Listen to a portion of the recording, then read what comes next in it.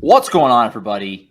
It is that time again. It's a Sooners Illustrated podcast, episode 75 on this Monday, April 15th, 2024, tax day. Gross. Josh Callaway, James D. Jackson, Tom Green with you on a Monday. It is spring game week. Spring camp has wind down. There's only a couple more practices left. The spring game's coming up on Saturday. We're all going to be there. We'll, of course, preview it on the show today. Players we're watching for, positions, whatever. We'll break it all down here on the show today. Also, the transfer portal is about to reopen. The post-spring portal window opens tomorrow, Tuesday. Where does Oklahoma need to add bodies before fall camp? We'll break that down a little bit as well. And the basketball portal still grinding away. We're still waiting on some decisions. We'll kind of give a little temperature check on where things stand on those big basketball portal targets as we move into the back half of April. But guys, like I said, let's dive into the spring game first. Coming up this weekend, we've been talking about spring camp obviously very heavily over the last month or so. Guys that have stood out, injuries have been certainly a storyline. Positions, we're going to talk to guys, whatever. We've been talking all about it the last month or so. We're now here for the spring game week coming up on Saturday afternoon at the stadium. Like I said, we're all going to be there. Whenever we get there on Saturday, what are you going to be watching for? Like I said, we've been talking about certain guys here and there for the last month, but now that we're actually at game week, what's the storyline for you guys as we head into this thing and wrap up spring camp? Yeah, I mean, I think we can get into some specific players here in a couple minutes, but sure. Overall, like I want to see what this offensive line looks like. Mm-hmm. I think that we'll touch on it a little bit more when we talk about the portal, but I think that this offensive line that we see on Saturday might not necessarily be what it looks like August 30th. We've talked endlessly about how much experience that they lost up front. Pretty much all five of their regular starters from last year. Only two guys that really started games are back, Jacob Sexton and Troy Everett. Now Troy Everett's out for, pretty much all the offseason. So I'm really curious to see how this offensive line looks. Specifically, I want to see how Joshua Bates is handling that center position since he's kind of been elevated to that first team unit since Troy Everett's injury, how he's handling the snaps. He's a guy that, he played center his first 2 years of high school and then moved to guard, came to Oklahoma as a center, but has only really 4 snaps of in-game experience last year in the season opener. So I want to see how that looks and, how some of these new pieces, kind of fit in. How does a Febechi Wewu look? How does a, Spencer Brown or Michael Tarquin, how are those guys coming along and gelling with this unit? And what do we think that's going to look like heading into the offseason? Because I think coming out of, like I said, we already kind of have an idea of what they need up front on the offensive line, but coming out of the spring game, I think we're going to have a little bit better idea of like what some of the strengths and weaknesses of that unit are. I mean, as our jobs, it's like we got to watch everything anyway. And so it's a little tough to pick one area in terms of what am I looking forward to most, because there's a couple that I'm really thinking about here. So like we talked about the offensive line. That's one of the areas that we don't necessarily have the most comfort in at this point in time. I mean, that's just what it is at the moment. So how are the running backs going to handle that? I mean, you talk about the passing game a lot with Jackson Arnold, but how is Gavin Sawchuk? How are those guys going to handle having that inexperienced offensive line going against a very experienced, defense? I mean, how are they going to handle that on Saturday? How is the second and third wide receiver group going to look? I mean, that's always fun to look at and see who's going to be there, who could be the guys that can come in. And then we talked about it with tight ends. I mean, we've seen an improvement in that group, as a whole. We've seen how much better they are, but how are they going to look? I mean, because that's still something that was a weak point for OU last year. And so you want to see, well, how big of an improvement are they? You know what I mean? So like that'll be the three biggest things for me. On the defensive side, I feel very comfortable there. I mean, it's not a lot to watch for, just seeing if guys are maybe picking up things a little bit quicker than usual. I mean, and how the rotations are going to be on that side of the ball. That's going to be the really interesting point of that. At what point is David Stone going to come on the field? Is he in the ones or the twos? How high up is he? Jaden Jackson. Those are the kind of things I'll be watching for. I know I'm supposed to pick one, but I mean, I'm all over the place at the moment. Yeah, so that's where I'm at. In kind of an overarching sense, we talked about this a little bit last week. The sense and the buzz coming out of camp has been the defense has been kind of spanking the offense around a little bit, and that's kind of maybe. And this is a very general thing. It's just I'm basically just saying I'm watching the game at this point. But is the defense going to dominate the offense? Because that's kind of been the rumor, the book that the defense has kind of been controlling things in those scrimmages, and kind of, you see the clips. Just you just tweeted one the other day of Peyton Bowen picking off a pass. Like, there's been a lot of the defense is kind of running the show. Is that actually what we see on Saturday? And if that happens, how are OU fans going to react to it? If Jackson Arnold's throwing interceptions, is it going to be sweet? Our defense is dominating. It's going to be, oh God, our quarterback can't not throw interceptions, because that's kind of been the talk, is that the defense has been leading the charge pretty much this entire camp, which is both a good thing but also a scary thing when you talk about, like Tom just said, the upheaval on that offensive line. You have a first-year starting quarterback we all think is great, but it's his first year. And so that's probably the most basic thing for me, is just, is the offense going to hold its own, or is it going to be like, okay, this is maybe going to be a problem, when the season rolls around? And obviously we don't know the format of this thing yet. They've played around with it over the last several years. There hasn't really been a whole lot of consistency. That's what I was going to point out. It was offense versus defense. There wasn't teams. In the past, there's been teams. So I don't really know what it's going to look like. But if it's just straight up offense versus defense, I'm putting my money on the defense to win this thing, if that's how it's going to go, based off what we've been told all camp. And yeah, that's kind of the funny thing about like spring games, is because it's so hard to like parse what actually matters. Everything that's good is also bad. Yeah, it's like that meme of the guy like sweating, like trying to pick between the two buttons, like which one does he pick? It's like, oh, is the defense good? Is the offense bad? Like what does it all mean? But just to kind of like go off of James's point about the tight ends, like I'm less interested in seeing like what some of these guys are capable of, because like we've heard such great things about Bauer Sharp. We know that Devon Mitchell's a freak. I'm more curious to see, and I know that we're not going to, they're not going to tip their hands too much into the playbook. Like, things are probably going to be pretty vanilla, but I want to see how, Seth Luttrell kind of utilizes that position. Like, is Bauer Sharp going to like move around from, a stand-up tight end, get his hand in the dirt? Are we going to see him some of the H-back, or is he going to run any wildcat plays as a, belldozer type? That's a good point. I don't know if we're going to get all those answers this week, because certainly they're going to save a lot of things for the season. But I think just, keeping an eye on like the personnel groupings, where these guys line up, is going to be a little bit more telling about what to expect from this offense in Seth Luttrell's first year. That's a good point. And I know, Josh, you talked about the format. I mean, that was what I was going to ask. Like, what is it going to look like this time? Because I know last year Tom didn't get to see it. Did you see it last year? Right? You didn't see it, right? Yeah. So like, just watching it from the outside, it was a little confusing. Last year was actually a mess. They tried to do this defense versus offense thing, and they tried to give.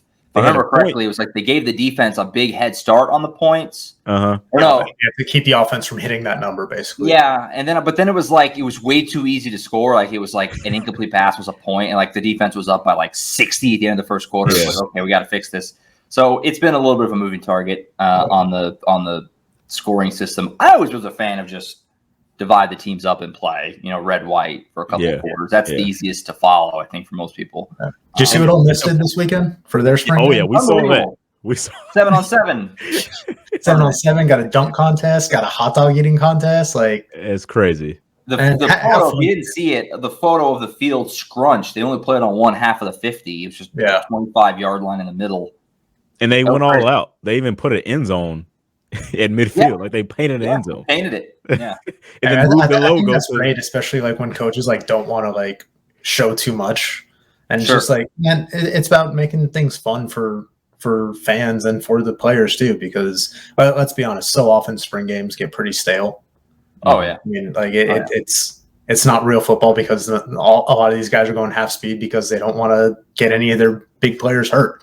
I think it's, obviously useful to have these types of scrimmages, but if you can find a way to make it fun for the people who are, paying to be there, and, make it a little bit more interesting for the players too.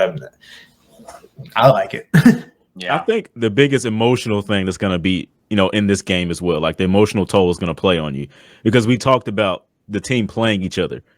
This defense was it number 2 in the nation last year in interceptions? Was it the final mark they were? They were very high. They were very high up there in interceptions. And you got a quarterback that's coming off of a game where he turned the ball over a little more than you want.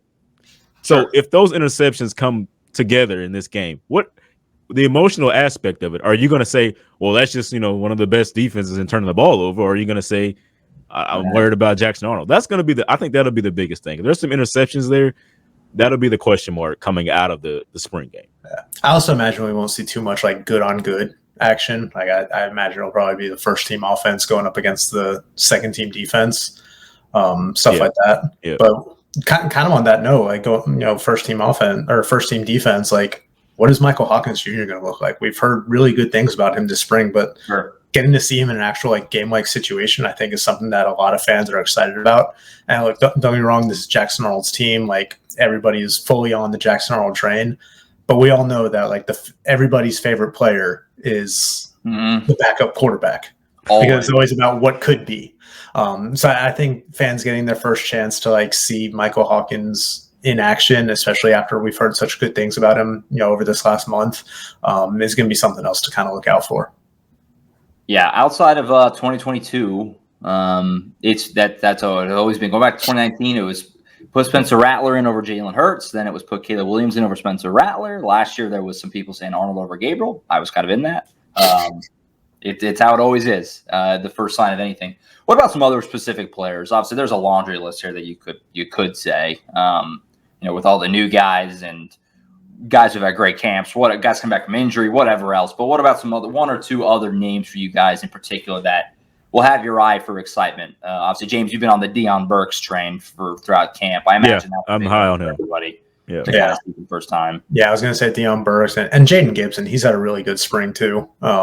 He showed flashes obviously last year. And I think he's got a chance to be really one of their best, deep downfield type guys.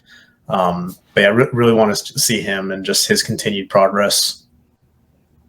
From some of the things I've been hearing, I wonder how high Jacoby Johnson's going to be now, in that defensive room. Because, it seems like he's been getting some really good reviews lately.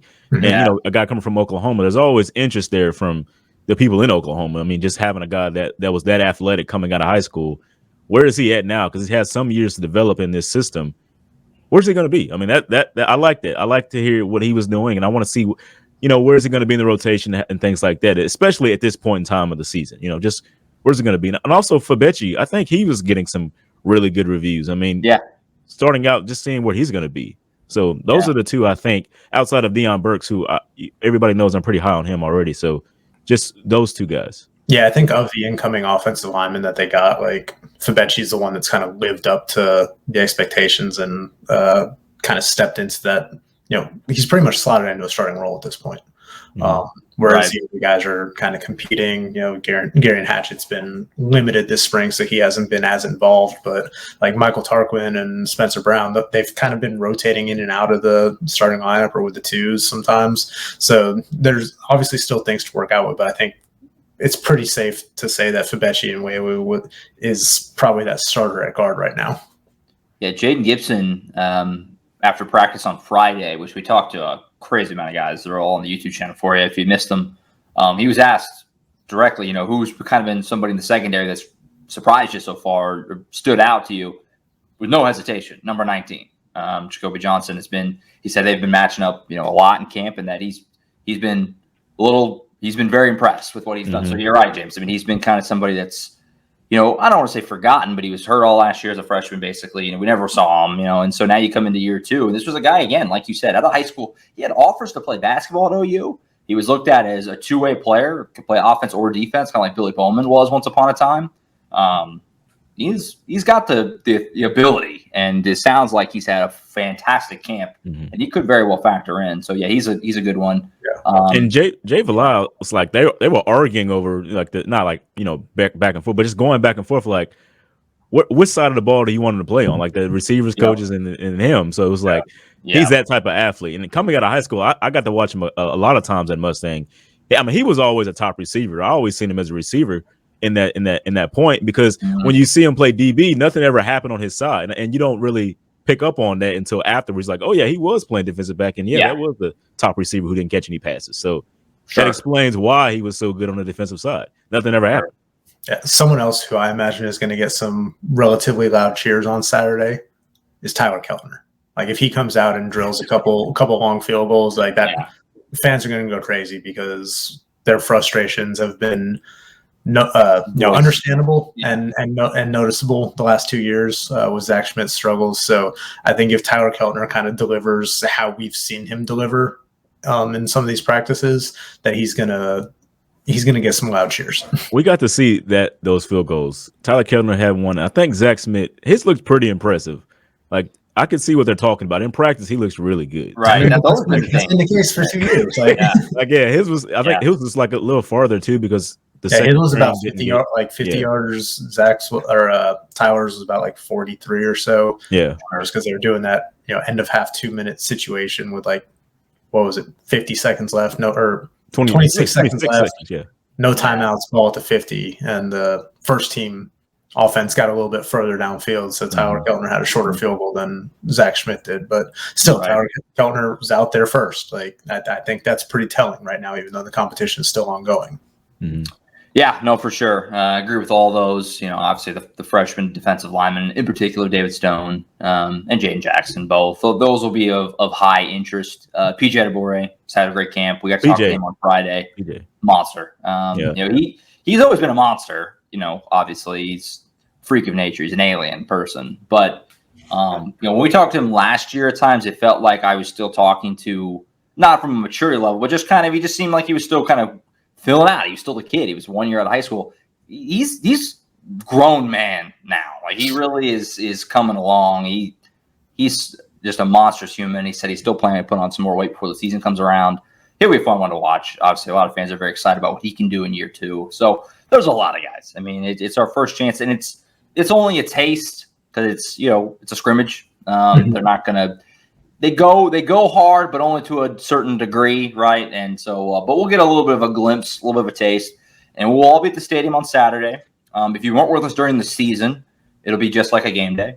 Keep up throughout the day. These guys will have the game thread going out with updates throughout the game. Afterwards, James and I will do a recap on the field, and then we'll circle back on Monday to kind of stretch it out and kind of give our full expanded thoughts on just everything that went down on Saturday. It should be a fun one. I don't know if it'll have quite the hoopla of the last couple. Obviously, the last 2 years, Oklahoma's had the benefit of some statues going up for Baker Mayfield 2 years ago and Kyler Murray last year. Nothing like that on the agenda this time. But it's still, I imagine, will be a great turnout like it usually is. And fans will be excited to see this team for the first time, albeit in a practice setting. So look forward to it. That's coming up on Saturday.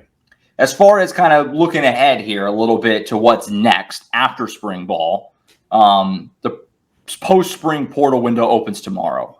So obviously spring camp's not going to be over for Oklahoma just yet. That may matter, it may not. Some guys may go ahead and hop in. Some may wait, a few more days for spring camp to end. It's going to depend on the guy. So we'll see who hops in for Oklahoma. The expectation is it's not going to be a ton of names, but there will be names. That's true for everybody. Nobody keeps everybody.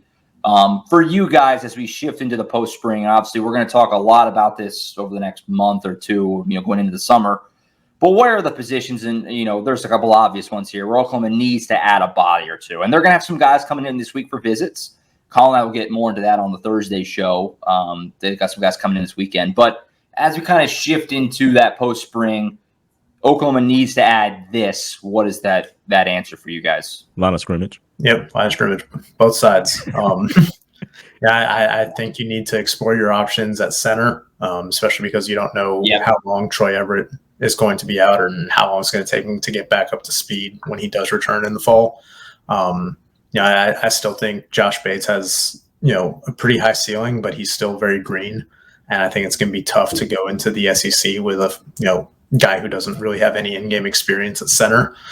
So I think you need to explore those options there.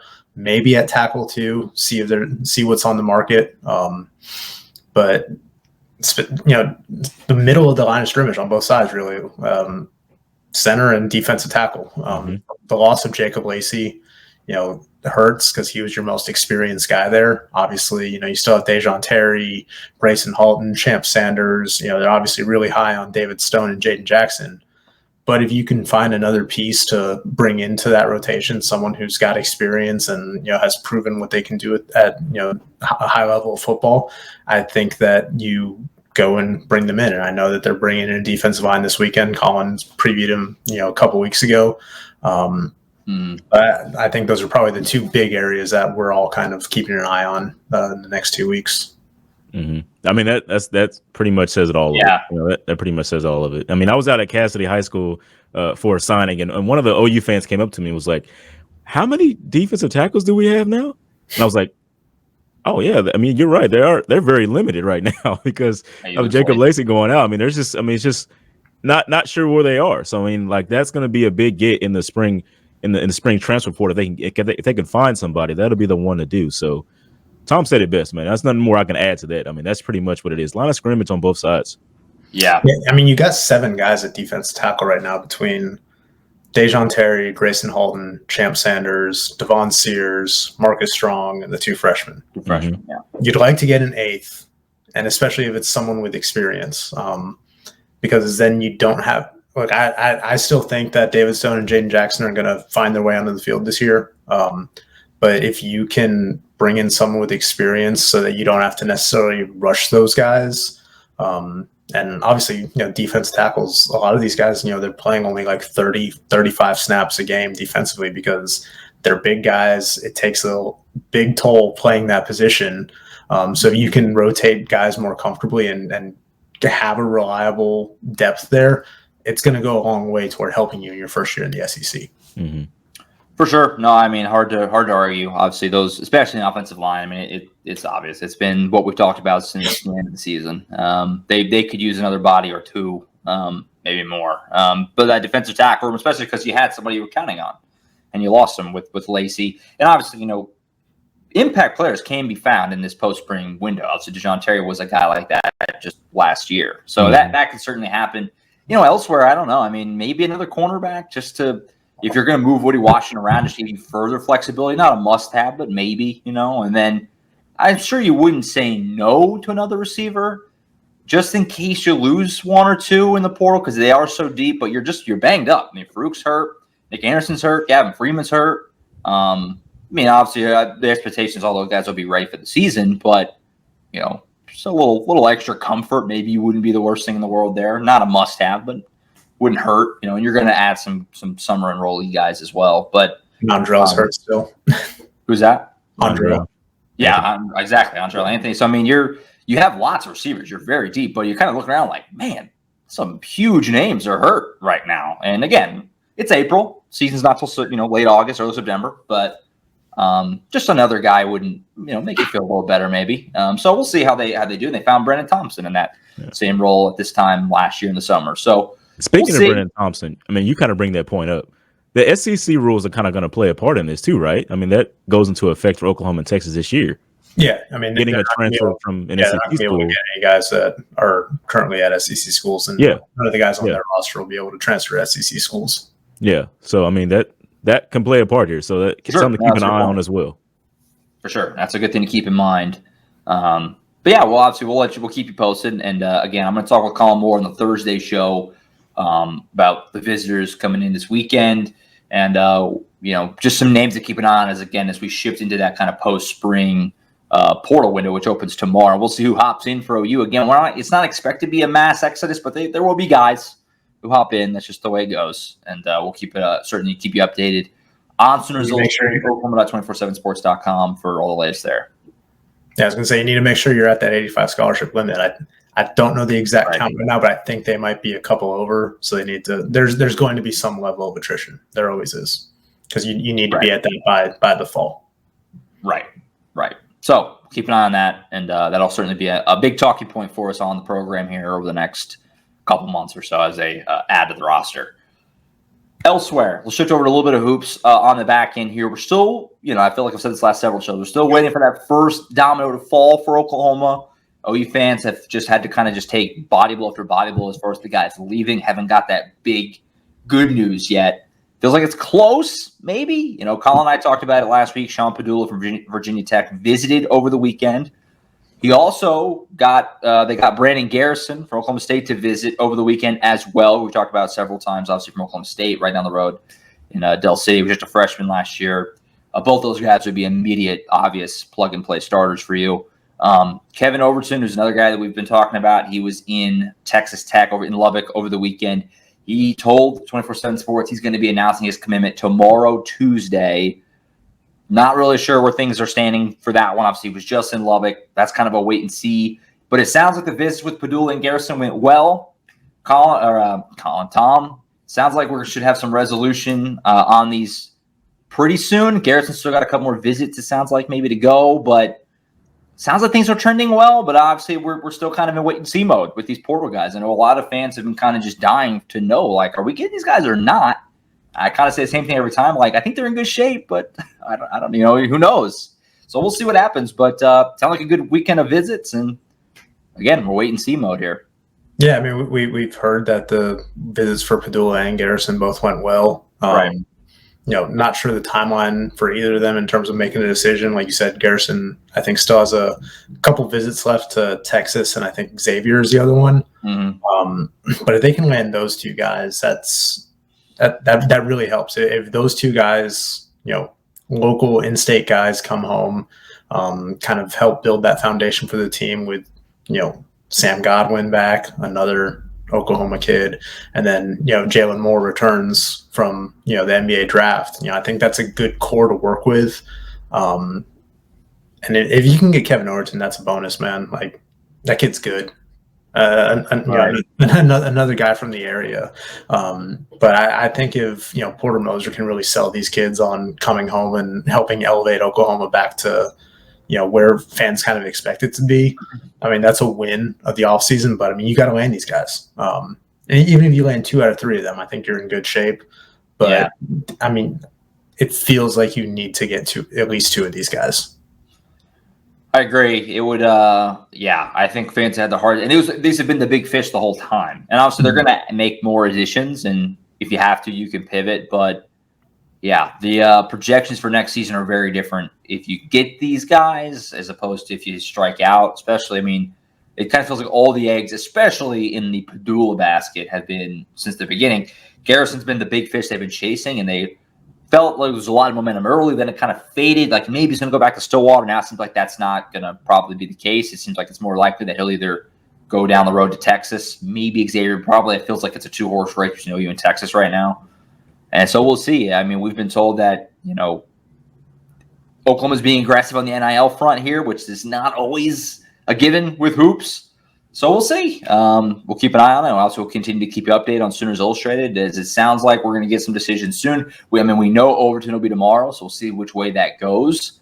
And we'll keep an eye on what Garrison and Padula and what other targets Oklahoma continues to chase. Did they get a couple of decisions for the former guys, Milo Suzon to Houston and Javen McCollum to Georgia Tech, which I don't know. I mean, if you're an Oklahoma fan and you see that, I mean, Uzon to Houston, I mean, that's a bona fide national title contender. That seems like, okay, that's a great situation for him. Georgia Tech, is that really any better than being in Norman? We kind of talked before we start recording, like maybe it's a playing style type of thing, but that's not really, if you're an OU fan and you lose your leading scorer to Georgia Tech, that's not one you're really like, that doesn't make you feel great, obviously. Yeah, I mean, I think NIL has something to do with it. I think playing style, like you mentioned, like Damon Stoudemire at Georgia Tech now, I believe, kind of same build, same type of player as Javen McCollum. So I could see like wanting that for like his development purposes. And I mean, he's from Southwest Florida, I believe Fort Myers, so. Atlanta's a little bit closer to home. I mean, speaking as someone who's from South Florida, Oklahoma to South Florida is quite a trek. Atlanta's a little bit more doable. So I mean, I'm sure there's multiple factors that played into it, but I mean, it is a tough look when you lose your leading scorer to a kind of middling ACC team. Especially when one of your best players last season just came from Georgia Tech. Yeah, I was just thinking, I mean, the Jalen Moore for a player to be named later, Oklahoma Georgia Tech trade is not complete as McCollum goes to the Yellow Jackets there. So again, we'll keep an eye on all the portal stuff. Otega Owa got a couple of visits coming up to Oregon and A&M, so we'll let you know where he ends up when that happens. But keep an eye on that basketball portal as again, we're still waiting for those dominoes to fall. Feels like soon, but we'll obviously keep you posted. I think that's it for now. Like I said, Colin will be back with me on Thursday. We'll talk about those portal visitors and anything else going on in the recruiting side of things. And obviously, it's spring game weekend, which is fun for the game, but it's also a massive recruiting weekend. Lots of guys come to town. So be sure to break that all down with Colin, the names to know who'll be making their way to Norman on the recruiting side of things this weekend. That'll be on the Thursday show. And the three of us will regroup and get back with you on Monday next week to break down the spring game, the biggest hot winners of it, the biggest concerns coming out of it, everything that we glean from the spring game on Saturday. Look forward to it. Getting back to the stadium this weekend should be fun. That's it for Tom Green, James D. Jackson. I'm Josh Callaway. We'll see you guys next time right back here on the Sooners Illustrated podcast. See you.